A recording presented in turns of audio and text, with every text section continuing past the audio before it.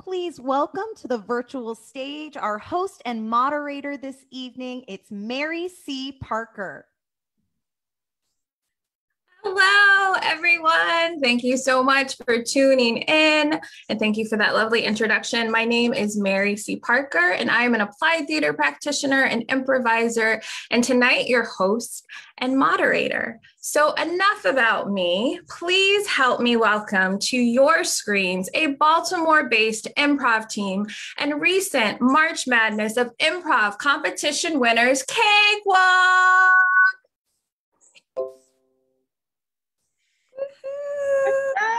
Thought about hello. I was like, that's too much. Yeah, so how are y'all feeling coming off of this most recent win? Tired. Speechless. Tired. Little tired. Little tired. I mean, it's been almost a week now, so I mean, we're back. But that was like that run up to the finals was like 4 straight nights of improv. I was like, okay, this is heavy. This is heavy. Especially after a year of like, I don't know if I want to do improv on Zoom. And then we do 12 shows. Right.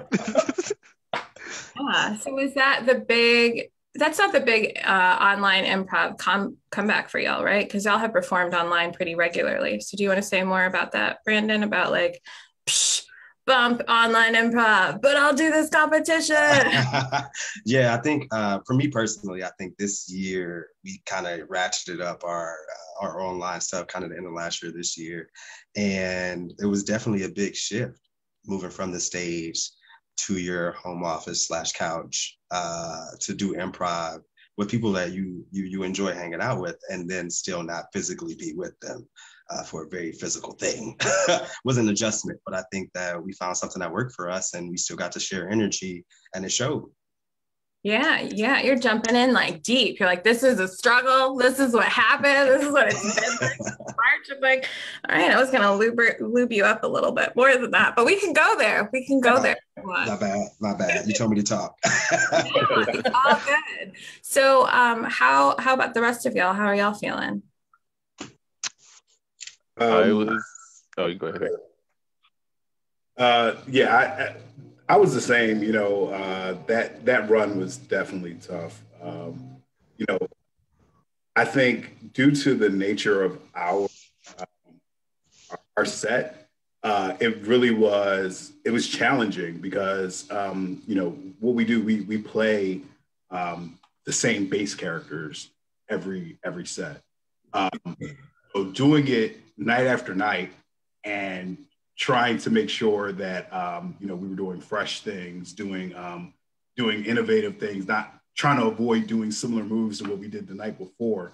I feel like it really pushed our creativity, and I think for the better. I think that you know, we continued to get stronger throughout the tournament, and I think we really peaked at our in the championship matchup as well. So it was tough, but I think we all became stronger improvisers because of it. Yeah. So I'm curious, for those who are watching this that might not have ever seen you perform before, how would you describe Cakewalk? Like, what is it? I'm clearly out of place because I'm not in the Zoom. I'm not on the boat. I'm in the lobby waiting to board. Private. Tashika. Oh, well, when we started, we've adjusted for Zoom. But when we do it, I guess live, it's more of a sitcom feel. And we actually cut our sets down from an hour to 20, 25 minutes to fit more of the format. So that was probably the toughest thing. We had a lot of practice, like, okay, what are we going to cut? What do we need to get to quickly, get out of? The sort of head and tails of our set, the sort of, I guess, monologue before and after, that's completely new to the tournament. Like, we came up with that probably the day before, a couple of days before our first performance in the tournament. So yeah, we made a bunch of changes. And so yeah, we're a sitcom format. That basically, yeah, we changed everything, and this is what you saw. Yeah. Sort of the final product. I'm realizing as I'm listening to you, Rob, I'm like, where's the South London accent? I was like, who am I talking to? I love it. That commitment is real. I mean, sometimes it's easy to slip in and out of. Oh, if you've been doing it for a few days, it can slip into the work environment. I know there were some group chats that, thought of really was from London. I was a compliment. Yeah. Yes. I questioned it. That means it's authentic. Yeah. It's real. Good shout, as they would say over there. Good shout. Cheers. Yeah. Tashika, were you going to jump in and ask this something? Your face. Yeah, so when we were on the stage, like we had, like they were saying, we had commercials in between each nice. We had worked in, like we were just it was like we were constantly workshopping stuff to figure out what the format will be. And like Rob said, it was just like, okay, how do we condense this down? Because we had even stopped doing the cruise. We had talked about introducing new characters, because we try to take shows like predominantly white cast and flip them into a black cast. And so it was like, what are we going to do next? What concept? And then the tournament came, and Rob was like, you know what, let's give them something different, because we were doing like just a basic Armando. We had been performing because we hadn't practiced Zoom Prov as a team. So it was like, oh, you know what? Yeah, let's do something different. And literally within a week came up with a format to do for the tournament. So awesome. Super innovative and very impressive to be like, yeah, we're doing this competition and we're going to come up with a new format and we're going to do characters for the entire time of the duration. Not sure how long this is going to last. That's awesome.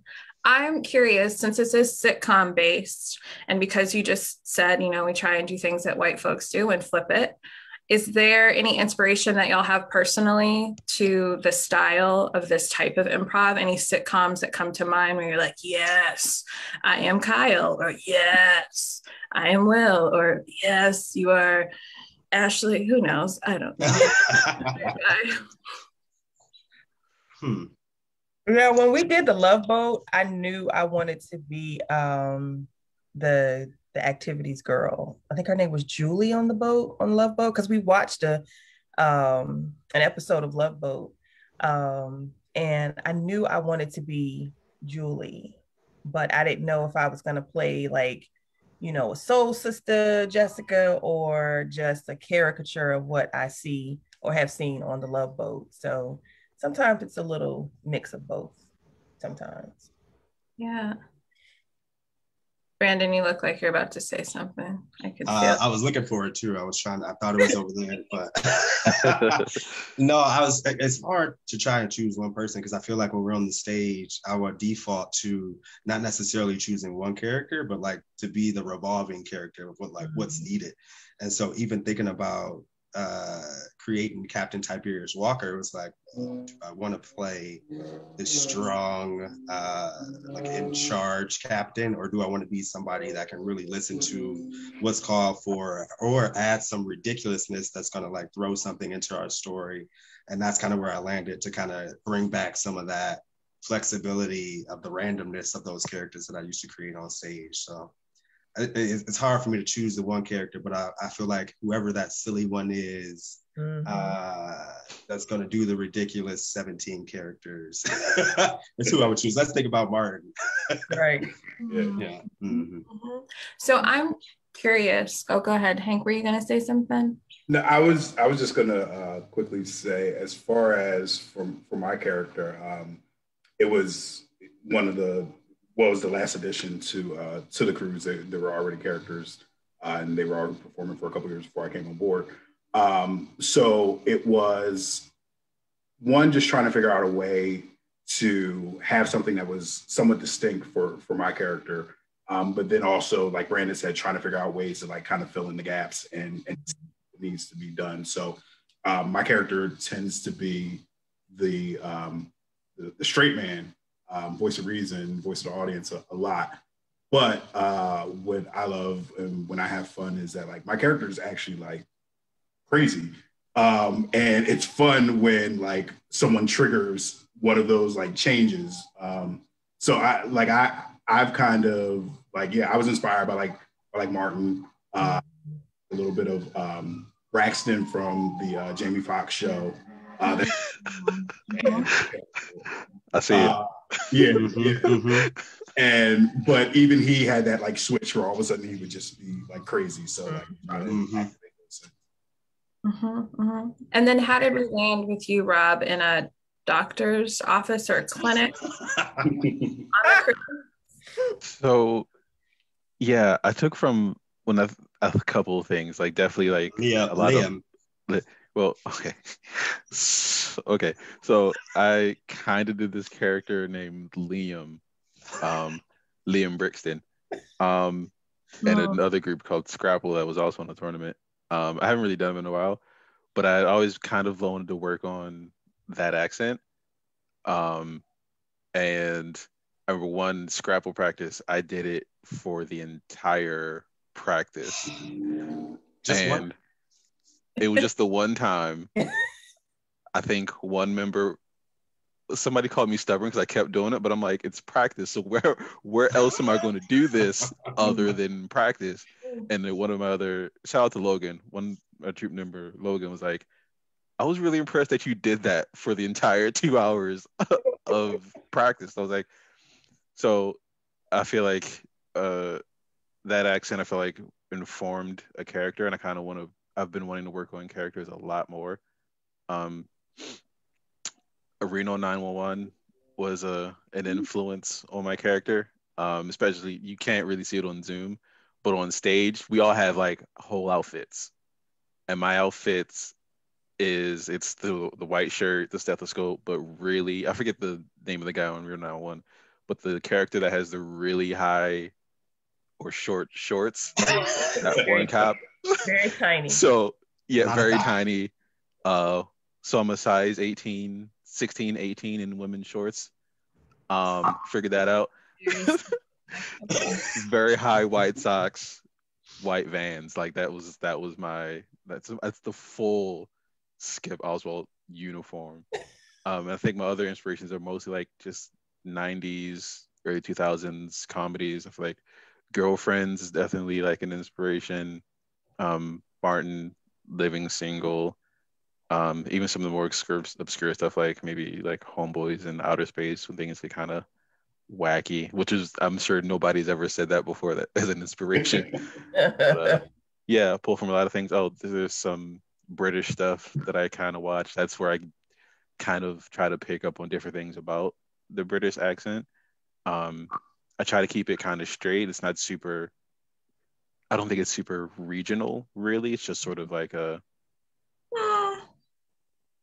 try not to do, well, I don't try not to do, I don't like I know there's like the Caribbean sort of British accent. There's the more of a, I guess, Nigerian British accent. Then there's, I guess, sort of generic, like almost Ricky Gervais type. North London. There's the northern UK, which almost starts to sound like sort of Scottish. The further north you go, So like I've really done a little bit of accent You've done homework. a lot of research. Yeah, like I'm really serious about wanting to do that accent pretty well or well enough when people are asking about it. So I guess I'm on the right track. Yeah. I leaned in on that. That was good. You didn't pull out your notebook. Right.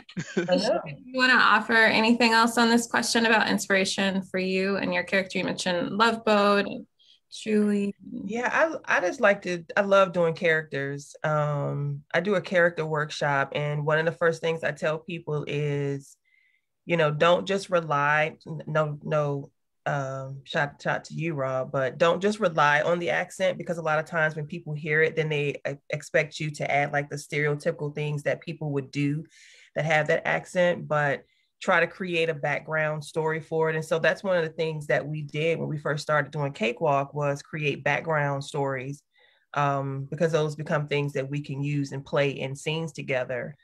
And when we first started out, we just really used a real generic, we did like a garage or something like that. Body shop. We were auto body shop. We were called Second Wind.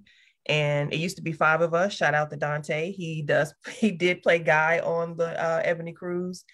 And so it was 4 of us originally. And then we reached out to Hank, and Hank was like that missing link for us. And so we always are working on like different characters. So yeah, when I think about like, not just the Love Boat, but like you said, living single or girlfriends, or even the Cosby Show, because I have been called Pam since Pam appeared on the Cosby Show. So yeah. I sometimes her, because she's always very smart, but she's a little wacky too. So yeah. Hearing you talk about how our characters transform from location to location, I recognize that a lot of the people that we choose are close to us.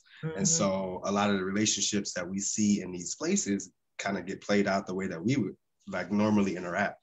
And so understanding that backstory of like what's going on with that specific character helps us, but really it's just like kind of us showing up to these environments that makes it so cool.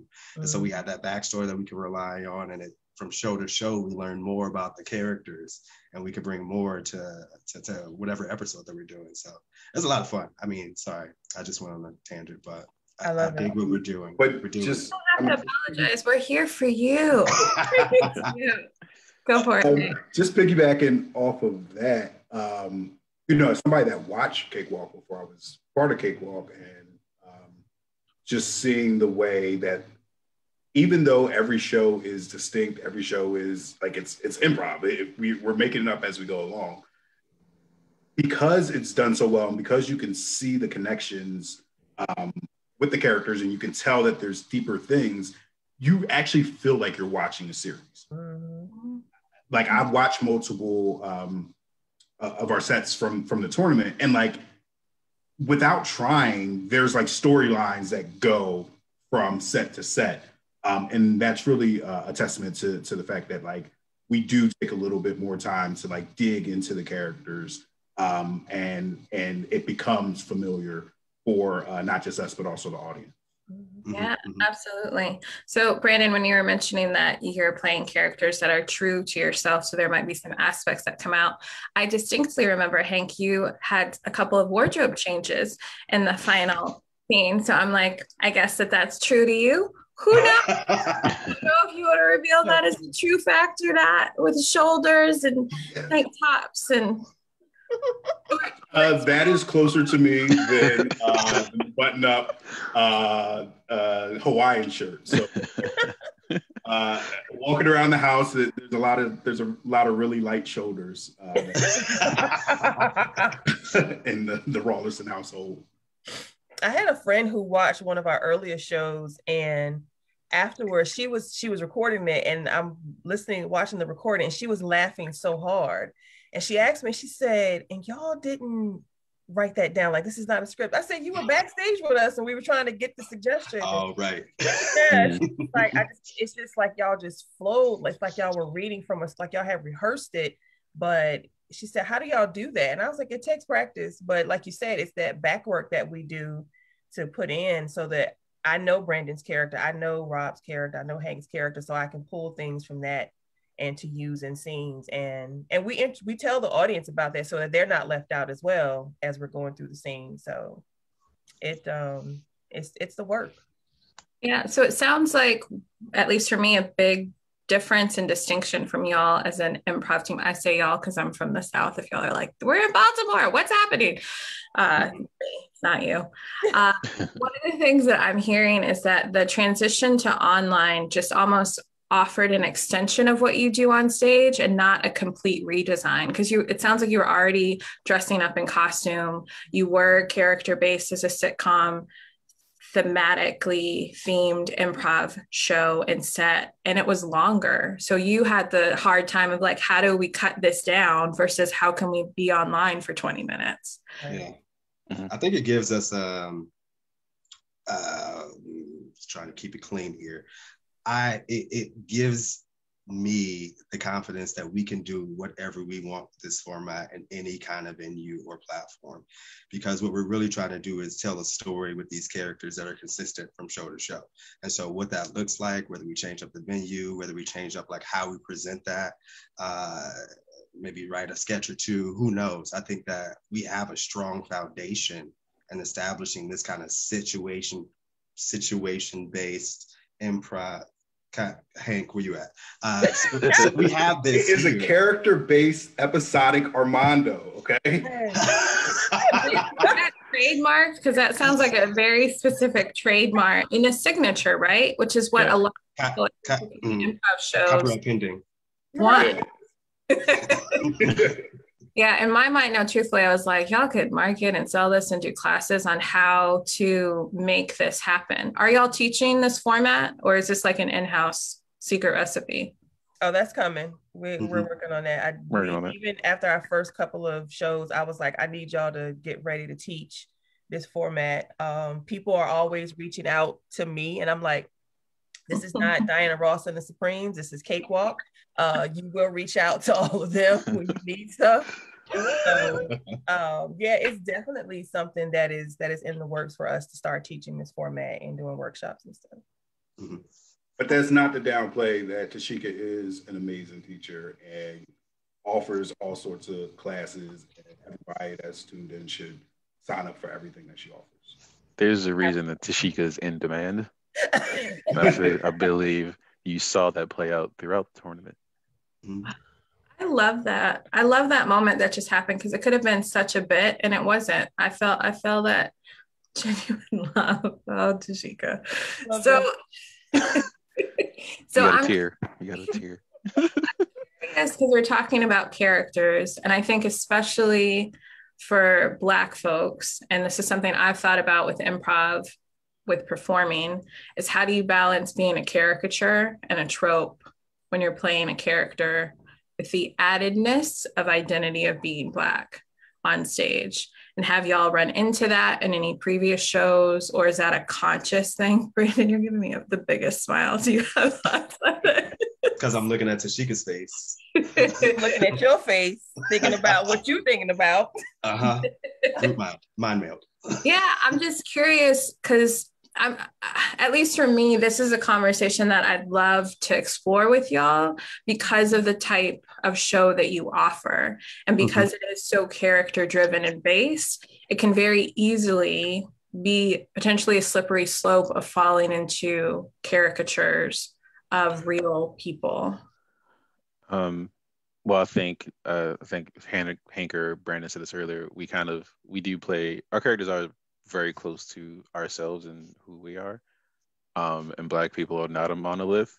I think that comes across. Can you say that one more time for the people that like fall asleep? Black people are not a monolith. There's no one way to be Black. And I think Black people need to hear that. Everybody needs to hear that, because our experiences are very different. Yeah, that comes out on stage. That comes out in me. I am very different I'm sure my teammates will. Yeah, see, Hank is squinting at the fact. His whole face. He was like, "Yes." Do you want to elaborate, or do other people on the team want to elaborate? Because we're trying to get to know y'all as part of this interview. And I'm like, I feel like there's a lot of inside secrets, and I'm like, what do you want? What do you? I mean, we're all literally from different parts of the country. Brandon's from Detroit, Hank, Philadelphia, Tashika, North Carolina, and I'm from Baltimore. So we're all bringing different experiences. Hank and I might be a little closer because it's where we talk about accents earlier. We just did a show and the Philadelphia accent came up, and the Maryland, certain parts of Maryland, Philadelphia have that same accent. There's like sort of a, was it mid-Atlantic accent that some people have, that I'm sure we both have heard and been annoyed by. So yeah, we're all, yeah, being Black is different individually. It's different regionally. It's, you know, being Black in Maryland is different from being Black in North Carolina. It's different from being Black in Detroit, Tennessee, the UK, wherever you are. Yeah, absolutely. Thank you for sharing that. And one of the things that we always do in our shows is we continue to play at the top of our intelligence. Like we are never going to misrepresent the Black experience on stage. And I think that's what people appreciate when they come to our shows, is that they're not going to see any shucking and jiving on the stage. They're going to see real characters that they can relate with, and they'll look, even if we introduce a new character, they will still see some piece of themselves that will go, I know what they're talking about. That's why it becomes funny. You know, we have people that we don't even know that have seen our shows come up to us and like, I love Cakewalk. Like, this is my favorite troupe. Because we play, as we've all said before, so true to ourselves, and or even if we're representing somebody in our family or, you know, people we've seen in movies, we always represent them in a true light.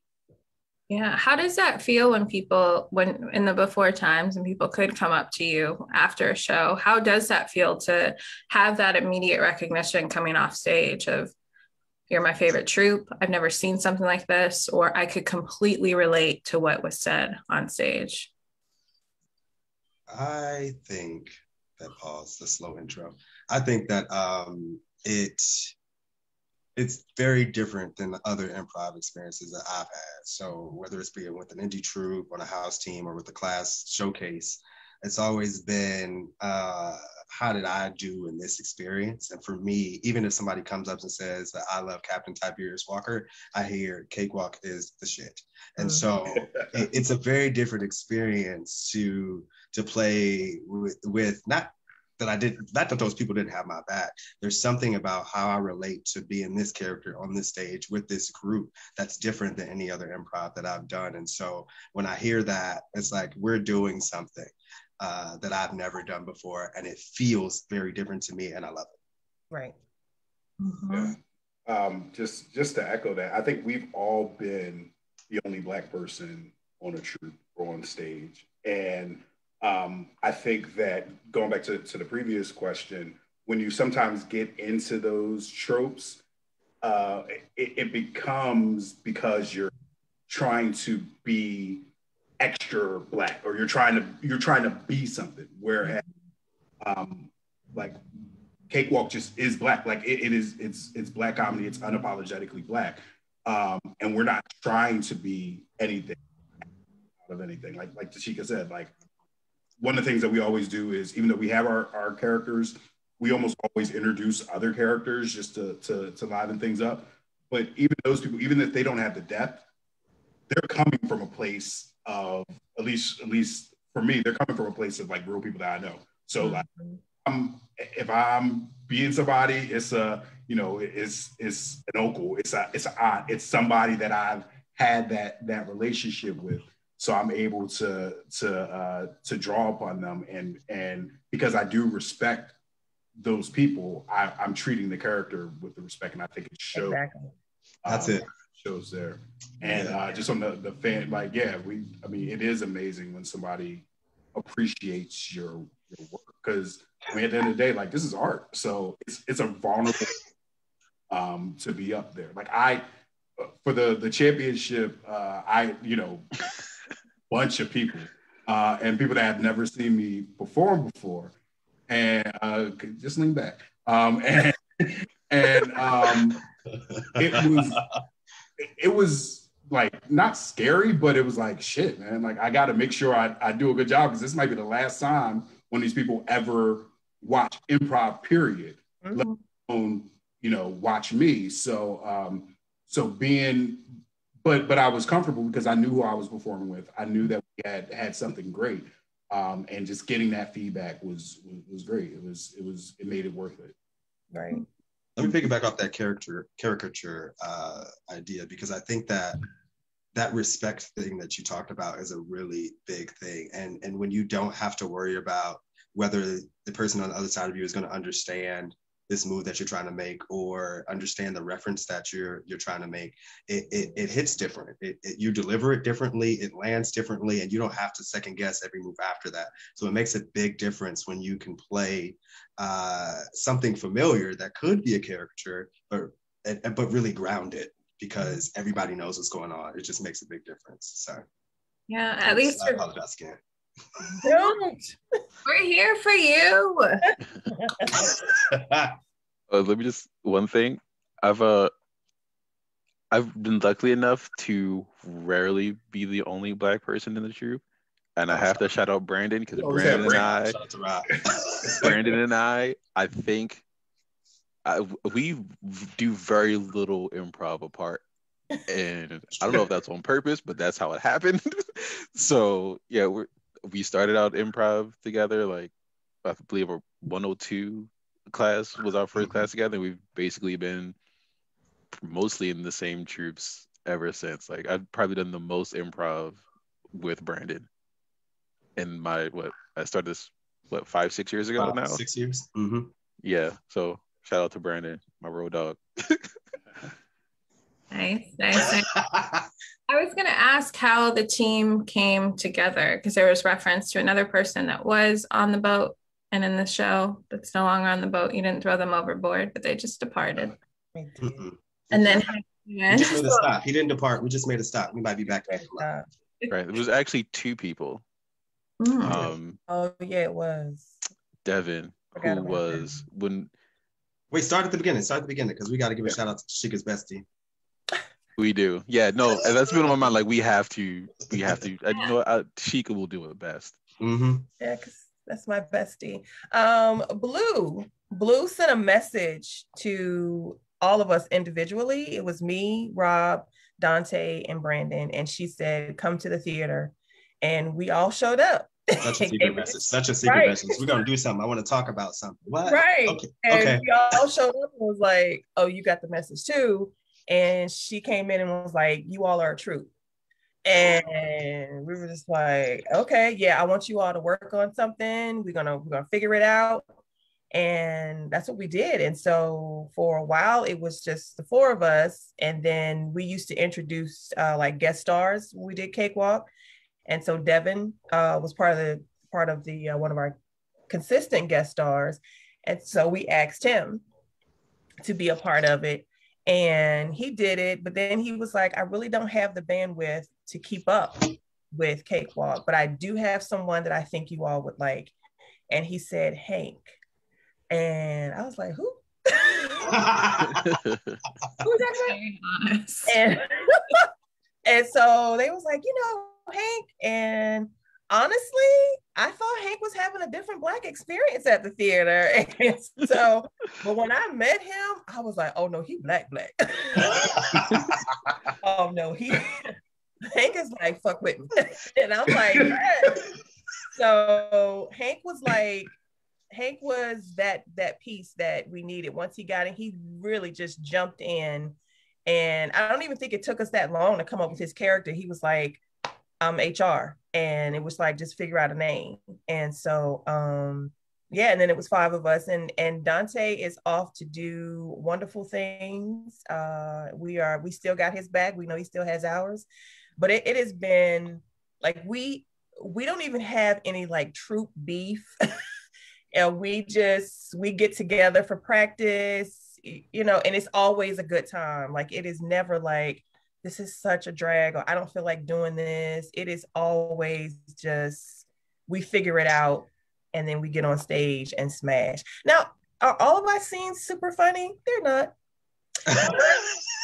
But you are always entertained. You are always entertained when you leave us. And that just goes to show like the conversations that we have offline, and that we're always going to show up as our authentic selves on stage. Yeah. Going back to character work, Devin was like, he played a shout out to Scooter. That was his name, Scooter, on the ship. He played a lot of different characters. When we would bring clothes and props and stuff, and he, like what he does with a FUBU jersey is just magic. A 3X FUBU jersey. Yeah, I had some. I have a couple of FUBU jerseys from back in the day, and I was like, you know what? Props. These are clearly props. These have traveled with me for a reason. So yeah, we character changes was something we hadn't done, I think, in a while. In the beginning, I don't think we did very many, but I forget the second or third show, I believe Hank did a couple characters. I think I did a couple, and we were like, that felt good to do that again. We need to bring that back. And then as the tournament went on, that's when you saw more wardrobe changes, multiple people playing multiple characters. Brandon on stage always played a lot of multiple characters, a lot of various people with different points of view, and just Brandon and Devin definitely just need to bring that back.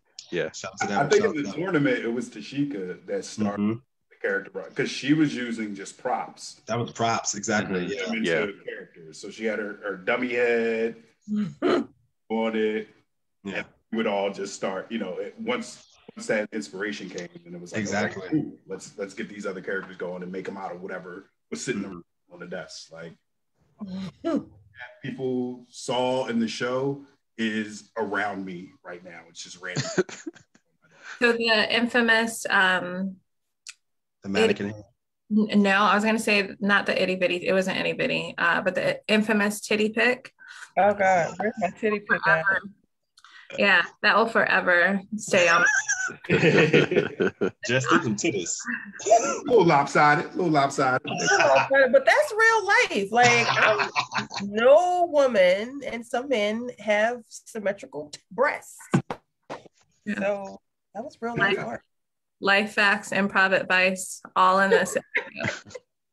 I'm curious. I do see that we do have a question for one person in particular. I do want to focus in though on the coaching, and I want to focus in on Blue and give her some shine a little bit.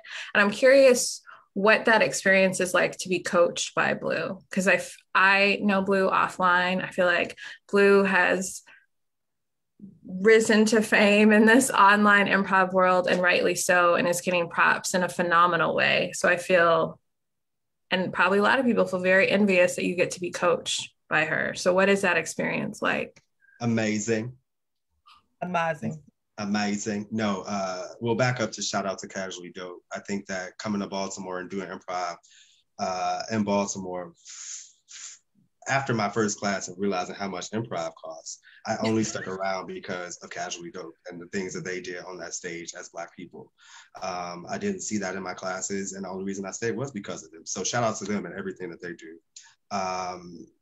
Being coached by Blue was an opportunity to kind of step into this space, and be Black in it.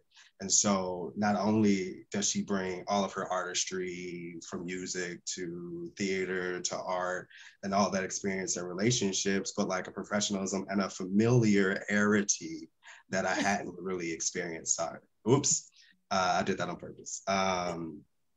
And I think that's really what Blue brings, that familiarity, the thing that makes you feel like family. So we're getting coached. We're getting fundamentals and really drilled on things that make sense on the stage. But we also feel like we're getting feedback from somebody that cares about us and somebody that wants to see us do better. Book Blue, pay her to come do funny stuff for you, call her and let her talk to you because she got some stuff to say about improv. Do it. Like it. So like for me, I have to echo exactly what Brandon said. Like improv was okay. I didn't really go watch shows. I was taking classes and I don't think I ever went to a show. Like I was on a Herald Night team and never been to Herald Night. The only shows I would go see were Casually Dope. And that was the first time I went and saw a show. It was a Casually Dope show.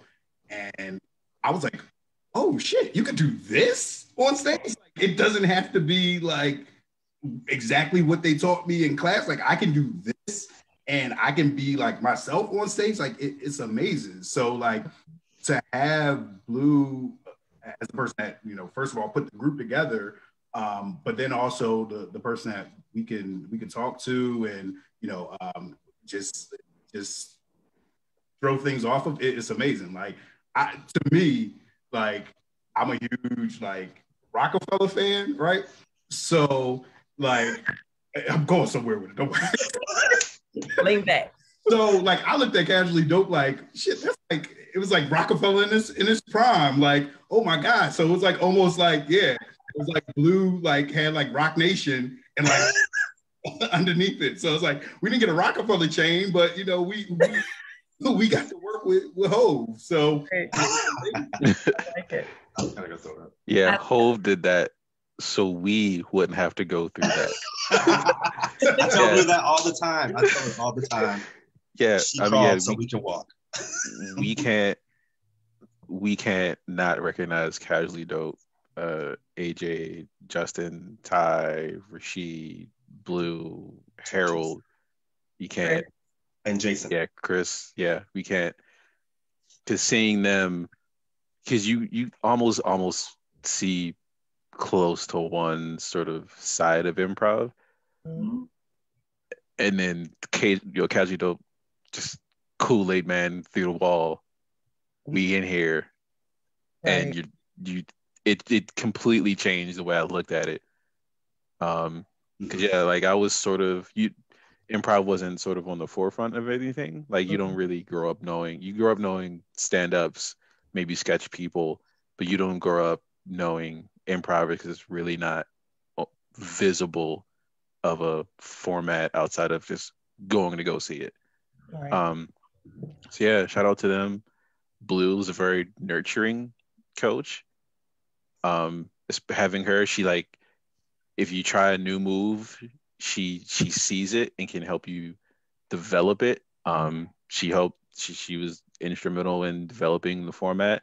There's a lot of trial and error. It's like, yeah, this worked, this thing didn't work, but I see what you're doing, and it could be if we twist it this way, you come at it from this angle. So yeah, like without her, I don't know, we wouldn't be who we are today.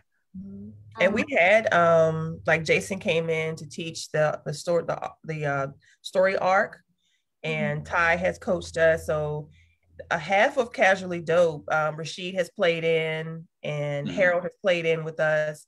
So half of Casually Dope, or at least 95% of it, has touched Cakewalk in some way in shaping what we do on stage. That's beautiful. We go together. Oh, go for it, Brandon. Sorry, I'm saying that we play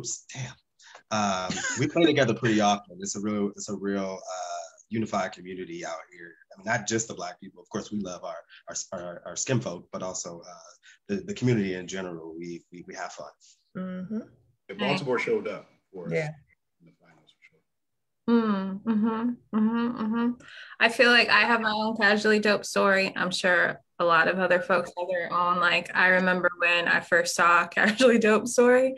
So thank you for uplifting that. And I think it's important because I think people see improvisers on stage and they're like, there are people that poured into them that impact the gifts that you're receiving from them performing. So thank you for upholding, I was going to say ancestors and elders, because that's what when we're talking about them, that's what it feels like and recognizing that in real time. Because I think that that's important because improv some people in improv uphold different folks that aren't skin folk. And it's important to offer that recognition when we can. So thank you. Mm-hmm. So there's a question in the chat, and this is a gender-based question. So there's a question for folks. And this comes from Michelle Rodino Colonsino. I probably fudged the crap out of your last name. Apologies for that. So the question is, Tashika, how is it being the only woman identifying member? And Brandon, Hank, and Rob, how do you play and support, knowing that sometimes men identifying players can dominate or have their ideas yes-anded more than women identifying players? Well, as a straight woman, I am quite bossy. So these men cannot dominate me because I will dominate them. No, seriously, I have never had a problem with these guys. They are so nurturing. I mean, shout out to their mamas and their for raising them to be very thoughtful and kind and considerate people. I have even if even if I mention a female thing, it's like and they acknowledge it and they move on. They don't go, ooh, you talking about that. I mean, sometimes I have to be a woman. So I never feel like I have to shrink when I'm on stage with them. I never feel like my characters are being diminished or, like they're talking over me. It is always like, let's include. It's not even a let's include. It's just like family, we're all in this together. So it has never been a problem for me. And honestly, I am quite frequently the only female in my crew. I have more male friends than I do female friends. So it's always easy for me to kind of, slip into this where I'm sometimes the only woman, in the room with them. So yeah, and they are just amazing. I literally have nothing negative to say about any of them. Even when it's Dante and Devin, I've never had come away feeling like, oh, I gotta, like they were mansplaining something to me, or I have to say, hey guys, remember I've got breasts and a vagina. I've never had to do that. Like I am truly blessed when it comes to this right here. Because as they said before, when I started improv, I was like, ooh, this is weird. And I don't really see a lot of Black people. I was on a Herald team with Rob. And again, when I met Rob, I thought we're not having the same Black experience. So I didn't quite, because Rob had like the different color hair and the twist. He does this a lot. And I do. He do this a lot. And so I didn't know. But once I got to know Rob, I was like, okay. And I appreciate and love him for who he is and what he brings to the stage. And even in personal conversations, like he's just the best. So I have never felt like I had to shrink around them. They are amazing. All right. Yeah. I mean, I think we approach all of our relationships personally and on stage with respect. So I wouldn't disrespect Tashika in real life, so I'm not going to disrespect on stage. Usually, I think I tend to follow Tashika's lead more than try to lead our scenes, because I just think she's such a brilliant improviser, and for her to, the things that she creates are usually, in my opinion, better than what I'm thinking of. So I'm if she creates something, I love to be able to, paint the walls after she put it up. Yeah, I remember when I first met Tashika, it was when Blue sent that initial message, she named people. It's like Tashika. I was like, who's Tashika? I don't know who it is. And then we were in a Herald workshop. And that's where I first met her. And then we were in a Herald team together. So it was like, so there was zero Tashika and then a lot of Tashika immediately. So I was like, but Tashika's a very genuine person. There's no like gender weird. It's all just respect everybody's coming from, not coming in with anything preconceived about anybody. It's all friends, it's all family. We're here to be funny and to entertain. And yeah, that's I think how everybody pretty much approaches it. Mm-hmm. Mm-hmm. Mm-hmm. Anything to add to that, Brandon? This is a hard, it believes, for Tashika. I love a props. Yeah. That's I met you in the workshop, and it's been love ever since. She actually, I feel Same like workshop? you knew. No, it was a different workshop. I think it's the workshop that she met Blue. You and Blue met. Yeah, at the Keisha Zolar workshop. That's where I met Brandon. Oh, was that the first one? We were being very Black in that, and then she treated me like we was family and we knew each other already. And I was like, oh. But then, like Rob said, it was like no Tashika, then a lot of Tashika. And we love every second. Exactly, it's all love. That's awesome. So there's a possibility that people might be watching this who have never taken an improv class before, or are just like, I've never seen Black people do improv before. So if y'all could just share a little bit about what brought you to improv and maybe why you stay performing. For me, my day-to-day life was very, very serious. It was very between being a parent, being like in management at work and things like that. Like I felt like I was constantly just being a serious person. And like throughout my life, I always performed, but I lost, that just focusing on other things in my life. So I really just took classes so that I could have that break, have a chance to just be silly, have fun with adults. And that's why I did improv. And why I stuck with improv is probably, the people here, the people that we mentioned, Casually Dope, definitely my different indie teams, different people that I played with, but it was more the people, the community than anything else that kept me with it. So I don't even know if like Tashika knows this or remembers this, but we all started performing at Big, and they had they used to do a Black or it wasn't just a Black jam, but it turned into just like people showed up to do this jam, and it was it would be the jam, then it'd be Casually Dope show, then Tastemakers, then something in between, and then Cakewalk. But when did the jam, have fun or whatever, and Tashika was just like, "Yeah, you gonna do Tastemakers later?" No. Oh, just throw right in. Like I'd never like been on the main stage, like besides performing for like class, showcases and things like that.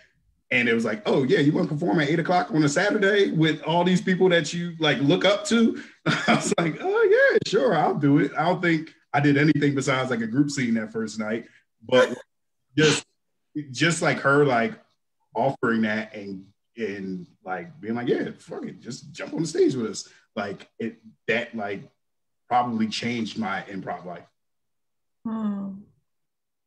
Remember that. And in me, when I see Black people, I'm just like, come with us. She thought she knew you. I told you. She started talking to you like you was family. Right. Yeah, so I was like, just come with us. So I did a little bit of improv, like a very little improv in Charlotte. And then I was like, oh, I'm gonna take some improv classes when I come back to Baltimore. And I did it. And like I said before, I was like, oh, this is weird. I don't want to do this no more. And but then somebody was like, oh, I'm going to take another class. And my second teacher was Ty Coleman. And he is the reason why I was like, all right, I'll stay for another class. And then the workshop happened and I met Blue. And then it just, so like this, if it wasn't for making those connections with them, I would not have stayed with improv for as long as I have, because it can be a little cliquish. And So it felt great to be welcomed. It was like welcoming into, it was like, you know, that scene in The Color Purple when they're like, Mama, Mama, wanna see me, Mama. That's how it felt. I was like, okay, I found my people. I'll hang around a little while longer. So I hope that when other performers or Black people see that, or they see improv, you know, try to find a space, or just you can connect with us. Like, you know, our stuff is on the screen to figure out how to make your mark in this, because we need more representation in this art. It's still very lopsided, and we need more representation. So, because I know Rob and Brandon gotta go. Well, I mean, I don't know, I work in radio, and I found myself not fully being able to do what I wanted to do in radio. So I was like, oh, I had thought about improv before. I didn't know of any in the area. Then I talked to Harold. Harold and I are like friends before improv, of Casually Dope. So we were at a friend's birthday party, and he just casually mentioned like, yeah, I'm going to start improv classes in the summer, and I was going to do it in the fall with Big. And I go, oh, you were going to do that too? I was like, you know what? We might as well just start together. Like I just signed up. We started together, and we've both been doing improv since. We were in 2 different indie troupes, and those troupes are like, that was like a big friend group of people that started together. Brandon was included. Brandon, both and I, when we met, it was Ty in Ty's class. Mm-hmm. And yeah, Ty's first off, if Ty has a workshop, take the workshop. Take it. Ty is amazing. Twice. Yeah, take it Right. 2 times. Yeah, or just pay him twice, whatever. Right. Something because he deserves. Yeah, that's been my improv journey. Just started with Harold, who's now in Casually Dope, and now we're both doing our comedy things and writing and stuff behind the scenes. And yeah, it's been a long journey. Also, it is really good to have an outlet for when you want to be wacky or there's things you can't do in your normal life. I know improv, sometimes you want to get something off your chest, and you can do it when you find a reason to do it in the scene, get it off a little bit. So sometimes some things happen in life, and you just, let me just get a little bit of this out. I'm not going to like run over the scene, but just like, let me get this point of view out that I've experienced on the stage. And improv can be therapeutic in that way, to maybe, make light of something that happened in real life. Not the comedy. Shout out to comedy. Comedy. I guess that's a good segue. I started doing improv with Rob, of course, about 5 or 6 years ago, taking classes, but I got here because I was like a play actor my whole life. So like random productions throughout different phases. And then I tried to go to the Arena Players, which is one of the oldest Black theater companies here in Baltimore, and do a little quick audition, little table read, and did not have a monologue. And then when I tried to read the monologue they had there, I was so embarrassed that I couldn't even read the words on the page. And I was like, this is a little more serious than I was trying to do.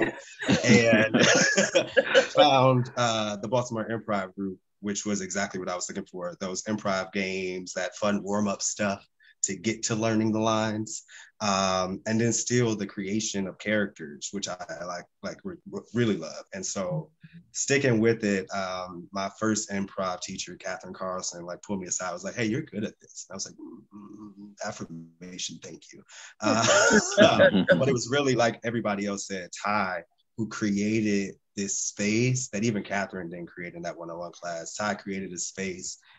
It wasn't just Black people. It was a diverse class where we all felt comfortable. We all felt like kids, and there was a connection that was fostered just from learning this art form. And so, like Rob said, we still communicate to this day. 2 troupes came out of that class, and we still are all, maybe the troupes don't look the same, but we still are connected, go to each other's weddings, and enjoy life moments together, all because of that moment that was initiated back then. And so for people who are looking to get into improv, yes, there's family, yes, there's connections, but I think on the other side of that, there's also like this life stuff that you get from like how you communicate ideas, how you listen to people in the moment, and how you let go of your own stuff to be present in that. And that is really like deep stuff that I don't think people talk about enough, or that we really focus on in this art form. But it's really changed the way I show up, whether it's being goofy or really just like being present and in the moment. And I appreciate it. Yeah, Ty and Blue are still to this day, some of the only and some of my first Black improv teachers ever. So yes, big shout out to them. Legacy builders for sure, generation makers, absolutely. So there is a question from Blue, actually, from the chat. And it says, love y'all, exclamation point. When the world opens, where are some places you look forward to performing? Oh. And I would say make this like a performance bucket list, like dream big on this one, because people might be watching. Okay. I just want us to go over the water, like somewhere on another continent and do improv. Like we know we're going to be at Black and Funny and, you know, in Toronto, but I want to go in different time zones and let people. I'm just saying, I did my 23andMe. We can go to Nigeria if y'all feel like it. Hey, do it. Let's do it. Shot. I want Rob to test all that accent knowledge. Exactly. You're going to London, baby. Let's see how real it is. You know what? Yeah, immerse Dr. Skip in the accent and see what happens. And you know, I've thought about that. Like, would that be embarrassing? would they like call it out? Like, no. But it'd just be a chance to sharpen it, honestly. Right. In a show, no, because I've done a British accent in London. And a show, it's just like someone else who doesn't have an American accent doing an American accent. I was like, what? I guess the stage will give a context of why I'm doing the accent. Right. I mean, if you're just bopping down the street speaking in a London accent, that might be a little. I mean, I've incorporated some slang in my life. But in the last show, I heard that. Yeah, that's what Dante always. That's how me and Dante always get each other, bro. That ain't going to, you know. So I'm hearing UK vibes. I'm hearing London vibes. I'm just gonna put it in the atmosphere if possible. Edinburgh festival vibes. Like aim big. Like one of the things that I have often told folks, and I don't know if y'all know this about me. I feel like I'm going to be that person that's going to do this thing, but I'll do it anyway. To apologize. Right. I'm not apologizing, but so I used to live in London, and I would tell people all the time, like, come over, like, come. There's room for you. There's paid opportunities for you. There's appreciation. Yeah, so do it. So other than the UK, where else do y'all want to go? Nigeria, where else? Put some stuff in the atmosphere. Hawaii, like all over. Have plane go travel. Definitely like to do some shows in Asian countries. Wherever they have it. I mean, like one of the cool things about the whole pandemic, which sounds weird, and virtual improv is I've seen like other groups from other countries, especially like other Black groups. Like we did the Black Impact fundraiser, the first two, and there's going to be a third one coming up soon in June. I don't know if I'm supposed to announce that, but whatever. But seeing that, like there were troops from London, there were troops, you know, New York, all over the country, and also international troops as well. So I honestly never even thought that we could do this in other countries. So shit. I just looked up the Australian Improv Festival, and that's been on my bucket list since I knew passports were a thing. Yeah, I think it might be a little hard to get into the country for a couple of years, but do it for sure. You can let this improv in. Yeah, they just opened up their theaters there. They have theater shows now. I don't know if y'all heard that. Like today, they're like, we're open. Yeah, I did see that. Okay. Yeah. I did see that. Yeah, so it's possible. So I have 2 more questions, but I wanted to see if y'all had any questions for each other.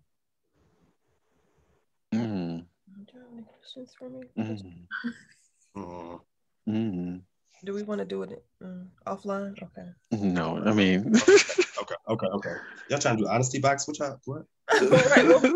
It's an opportunity because y'all might want to I feel like there's some inside jokes here, and I'm doing like the laughing, smiling thing. And I'm like, maybe.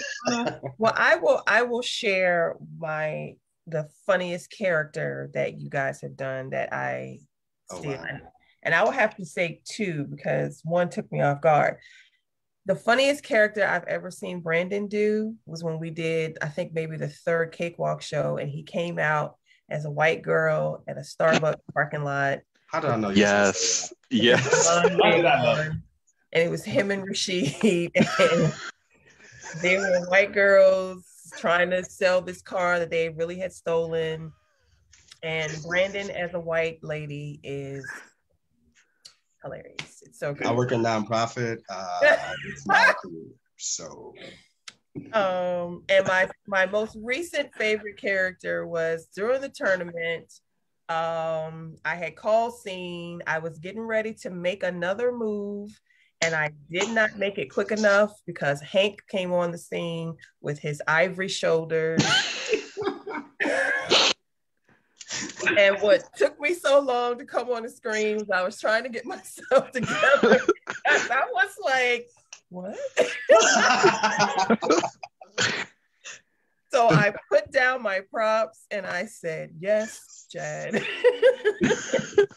And I have literally watched that set, I know at least 10 times. And that part always kills me. That and Rob saying to Chad, you are not in an R&B group. It's like my favorite. Like how Chad is like 2 characters, like on the clock Chad and off the clock Chad. Right. Like it's just so great. Okay. Check out the replay on YouTube. Oh yeah. I have a question. Where did the name come from? Oh, did we ever have another? I don't think there was any other choice for the name. No. You made the suggestion that we said yes, please. Yeah. But you do know that the name is rooted in racism because Cakewalk is what white people used to do this dance. They get all dressed up and then they would try to do their best dance routine, and whoever won got a cake. And so the black servants at the time would mimic that. They would get together in their own little thing and mimic what they saw the white people trying to dance.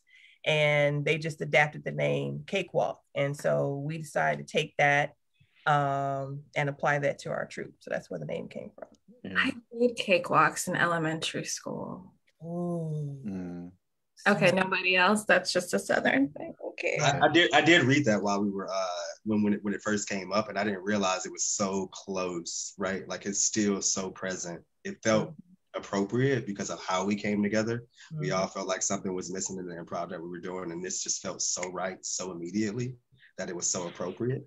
But it when she first said it, it felt like something so long ago. So to hear that you did something like this in school, it just speaks to like why we're doing what we're doing and the fact that we're supposed to be doing it. Right. Yeah, I think it was mass. Just like I'm trying to like I'm remembering like this. No, it wasn't okay. It wasn't okay. I wasn't gonna go there. It probably wasn't okay at all. It probably wasn't okay. Yep.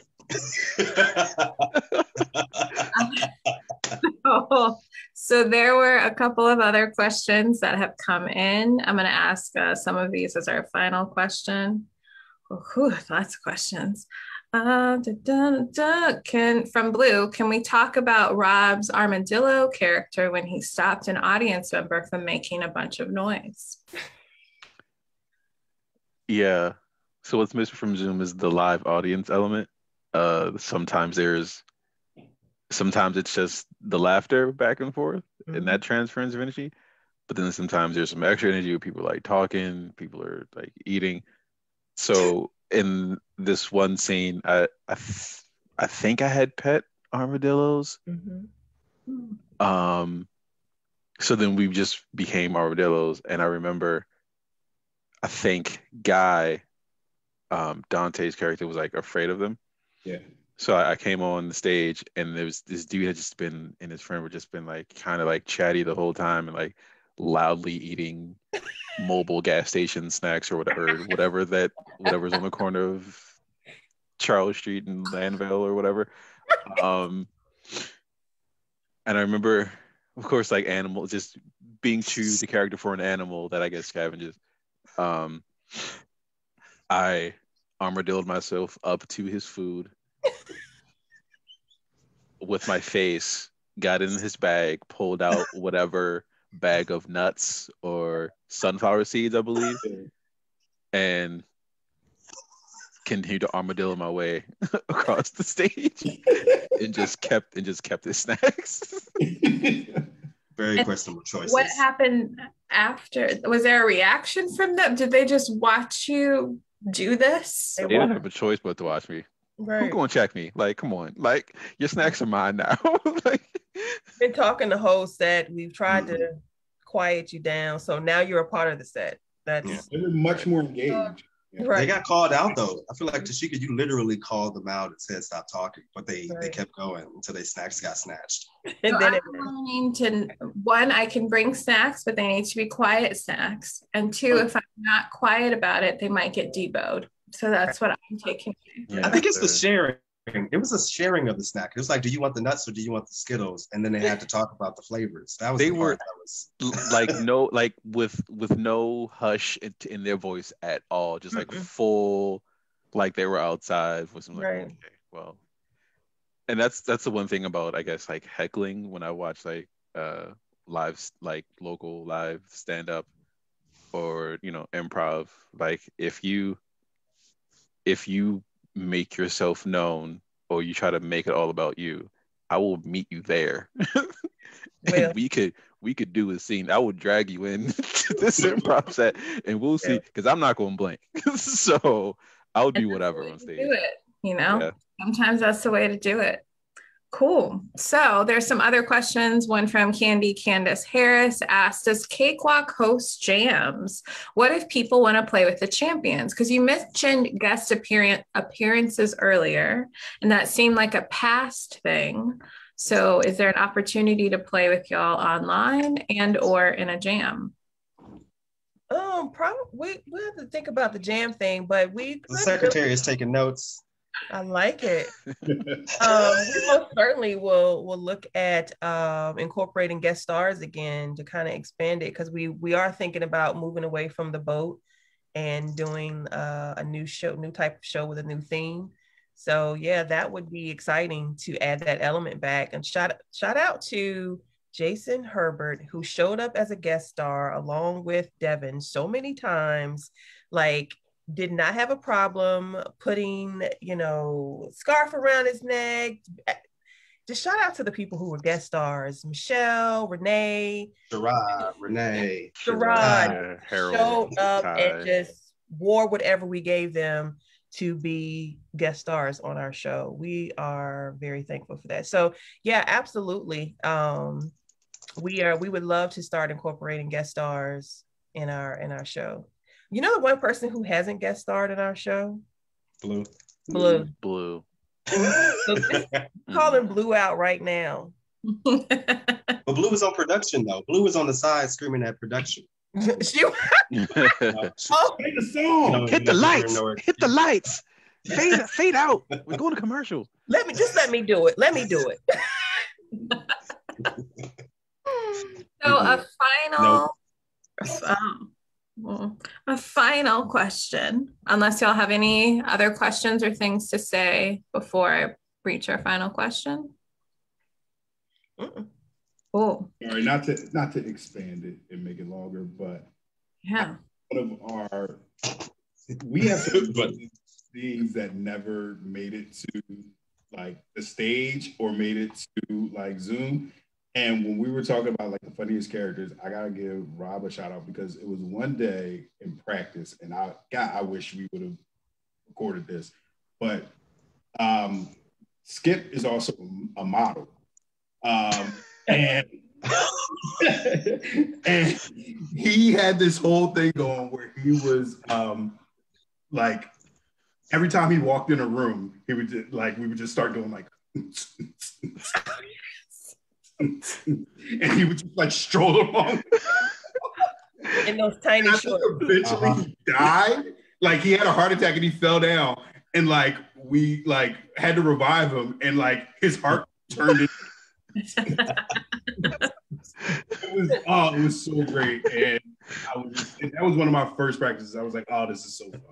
Forgot about that. That was good practice. So there might be some hidden files that could potentially go into sketches or future work. That's what I'm hearing. Yeah, So absolutely. There's a curiosity and an itch from the audience and also from myself with this final question of where can we find you next? When's your next show? What's upcoming for you? Where can the people watch?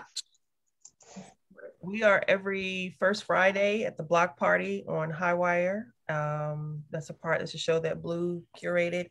We play there. We do perform on Highwire's monthly or weekly programming. They are getting ready to end their season, so we'll have to figure out what that date will look like. But we will certainly be working look out for upcoming workshops. And we may even try to figure out a jam, because I just saw that Socially Distant would gladly host a cakewalk jam. So yeah, just be on the lookout for those things, but most certainly on Highwire, where we are performing regularly. And you can always check out upcoming events on our Instagram page, Cakewalk Comedy. Cool. Reach out, cakewalkimprov@gmail.com, facebook.com/cakewalkimprov. That's where Tashika and Rob are always posting the things, so find us there. Cool. And anything individually that y'all want to promote? Y'all are such a lovely, supportive group. Anything individually that y'all want to shout out for yourself? I have the show coming up with the Sudden Knot. I'm not sure of the date. I'm so sorry, guys. It's on the calendar somewhere. That'll be coming up. They're pretty good about advertising it, so I'll share it across all medias to keep us posted. So I think that's it. I think that's all I have. If not, I'll share it. I'll share it. Anybody else? I'm Rob Phoenix across all social media. If you want to give me a follow. Perform also with Brandon. I also perform with Scrapple once a month with Highwire. Those shows are usually Wednesdays at 7 once a month. So like I'll post about that. Yeah, that's it. Yeah, follow me on the socials. I'm at Billy Beige, just the color of my shoulders. I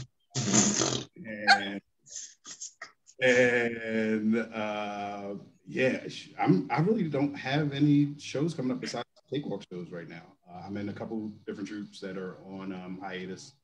Shout out to Standing Room Only, but it's cakewalk. If you're into vegetables, follow me on Instagram, Filtered Food with PH, no Fs. Oh God, thank you for that. And if y'all want to find me, I perform with The Replacements, which is a new team for me, and I'll make my debut tomorrow evening on Highwire Improv, and then other things, just go to my website, marycparker.com. Thank you so much for spending time with me tonight and with the people and answering questions and allowing me the honor to interview y'all. Thank you so much. And again, congratulations on your win. Thank you. Thank you so much. Thank you. Appreciate your time. And shout out to Kim Alou for, again, that was a lot of work, and she is amazing. Yeah. Shout out to Kim, Socially Distant Improv. Thank you so much, everyone, and have a good night. Bye.